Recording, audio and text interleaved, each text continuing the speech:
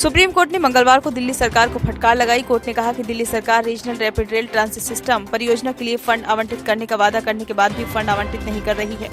Court ने नाराजगी जताते हुए कहा कि दिल्ली सरकार कोर्ट के आदेश का पालन क्यों नहीं कर रही है। हम आपको विज्ञापन के बजट पर रोक लगा देंगे और इसे RRTS परियोजना के लिए डाइवर्ट कर देंगे। जस्टिस संजय किशन कौल और जस्टिस सुधांशु धूलिया ने माना कि दिल्ली सरकार अपने ही वादे का उल्लंघन कर रही है। कोर्ट ने दिल्ली सरकार के स्टैंड पर नाराजगी जाहिर करते हुए कोर्ट ने दिल्ली सरकार के विज्ञापन के खर्च को परियोजना के लिए ट्रांसफर करने का आदेश दिया। हालांकि कोर्ट ने कहा कि उनका ये आदेश 1 हफ्ते तक लंबित रहेगा और अगर इस दौरान सरकार ने बजट आवंटित नहीं किया तो उनका ये आदेश लागू हो जाएगा।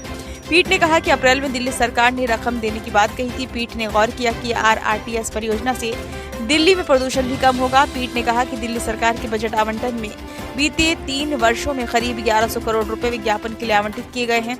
मौजूदा वित्तीय वर्ष में यह आवंटन 550 करोड़ रुपए है। पीठ ने कहा कि बजटीय आवंटन ऐसी चीज है जिसे सरकार को पूरा करना चाहिए, लेकिन अगर राष्ट्रीय परियोजनाएं प्रभावित होंगी और उसकी बजाय विज्ञापन पर खर्च की जाएंगी तो हमें विज्ञापन के फंड को प्रोजेक्ट के लिए ट्रांसफर करना होगा।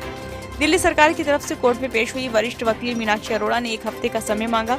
इसके बाद कोर्ट ने मामले को 1 हफ्ते के बाद के लिए सूचीबद्ध कर दिया और कहा कि अगर फंड आवंटित नहीं किया गया तो उनका आदेश लागू हो जाएगा।